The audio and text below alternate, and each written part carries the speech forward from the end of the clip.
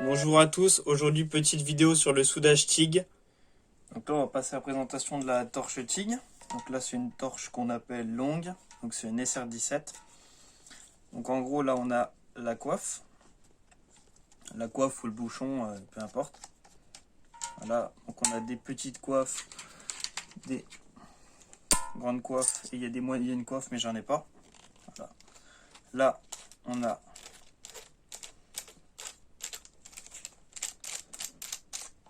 la buse. Donc là, en l'occurrence, une buse de 6 litres par minute. Donc ça, c'est une buse en céramique. Mais il existe des buses en pyrex et blanches aussi. Là, on a le diffuseur. Là, on a la pince porte électrode. Et là, on a l'électrode en tungstène. Et là, on a la bague d'étanchéité. Voilà, alors pour le montage de la torche TIG, c'est super simple. On met d'abord la bague d'étanchéité. Après, on vient visser le diffuseur. Alors sur le diffuseur, là, on a marqué 2,4. 2,4, c'est le diamètre de l'électrode en tungstène qu'on va mettre dedans. Donc là, ça, on vient y visser. Tac. On prend une pince. Voilà. On vient serrer modérément. Après, on prend une pince porte-électrode, donc la 2,4. Voilà. On vient insérer dedans. Quand on la laisse dépasser, on viendra resserrer plus tard. On vient visser la buse en céramique. On serre à la main, hein, doucement. Là, on vient ajuster le tungstène. On rentre la coiffe. On vient la serrer à la main modérément. Et pour ajuster le tungstène, on vient desserrer la coiffe doucement. Là, on règle le tungstène à la taille qu'on veut. On vient resserrer la coiffe toujours modérément. Voilà. Alors, pour les buses, ça c'est une buse en céramique. Il existe plusieurs buses. Il existe des buses en alumine. Donc, moi j'ai que des buses en céramique. Mais il existe des buses en alumine, des buses en céramique, des buses en nitrite de silicium aussi. Et des buses en pyrex, les transparentes. Et pareil, pour les buses, il existe des buses longues, comme celle-là. Donc pour tout ce qui est torche SR17, etc. Et des buses série courte, comme celle-là, pour des torches style SR9. Alors, pour le montage de la torche TIG aussi, il faut savoir que là, c'est une électrode en tungstène de diamètre 3,2 mm. On prend toujours une pince porte-électrode de 3,2 mm et un diffuseur de 3,2 mm. Voilà. Alors on se retrouve ici au niveau de l'affûtage pour le soudage TIG.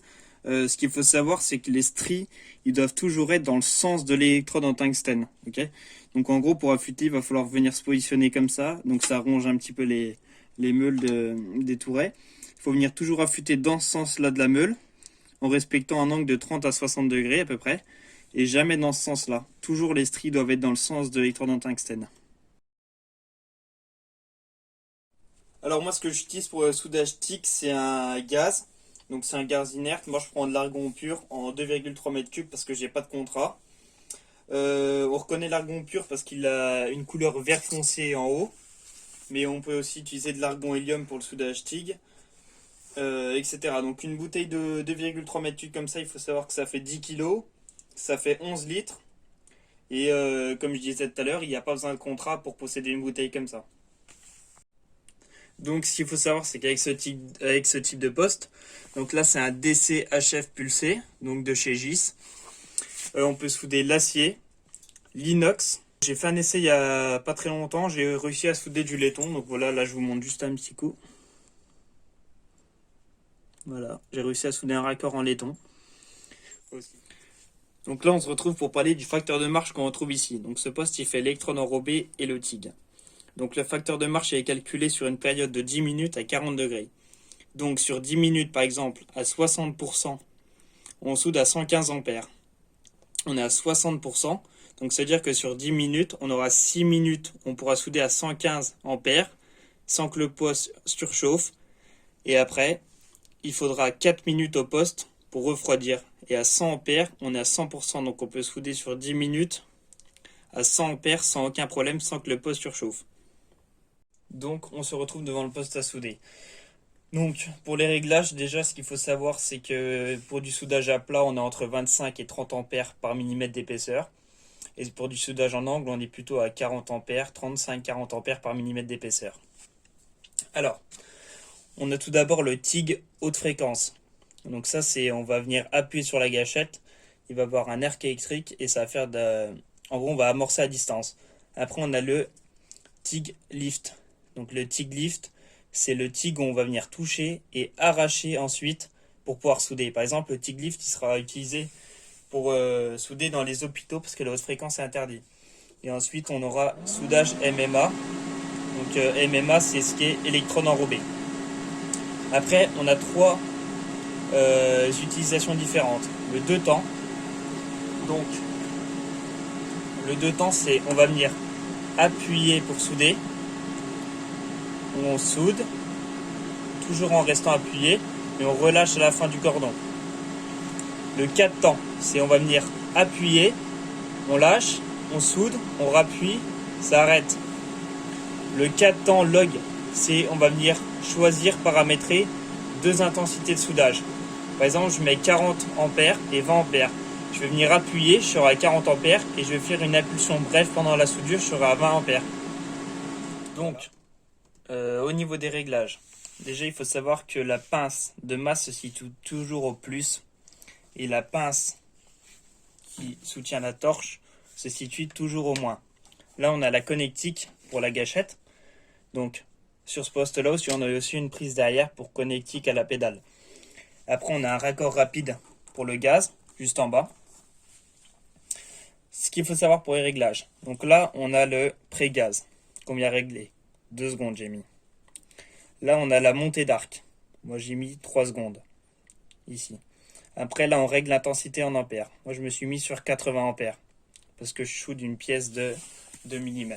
Donc je me mets à 80 ampères. Ensuite on a ici. Juste ici. On a l'évanouissement de l'arc. Moi je me mets environ à 5 secondes. Voilà. Et ensuite on a c'est le post-gaz, donc en gros ça évite de faire des cratères à la fin de la soudure et ça protège le cordon de soudure. Juste ici, moi je l'ai mis à 3 secondes. On peut mettre plus, c'est en fonction de chacun. Ensuite là on peut décider d'enregistrer. Donc là si j'appuie longtemps, voilà, mon programme il est enregistré en programme 1. Donc là je peux enregistrer mes programmes comme ça. Je crois qu'on peut enregistrer jusqu'à 3 programmes. Alors pour le soudage, je vais souder 2 pièces en acier en angle comme ça. Pour le pointage, je me mets à 90 ampères. Alors là, on est sur une épaisseur de 2,5 mm. Donc je pourrais me mettre un peu plus, je vais mettre à 95 ampères pour le pointage. Donc au niveau de la baguette, donc c'est une baguette en acier.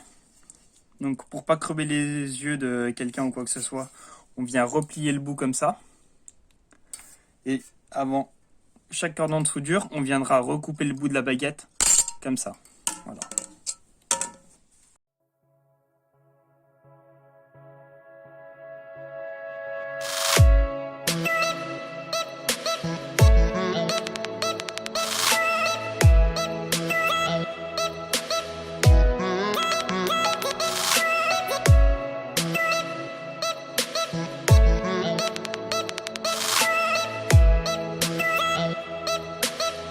Pour le soudage, je me suis mis à 87 ampères.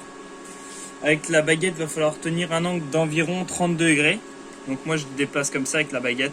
Bon après chacun fait comme il veut, il y a plein de techniques. Allez, soudage.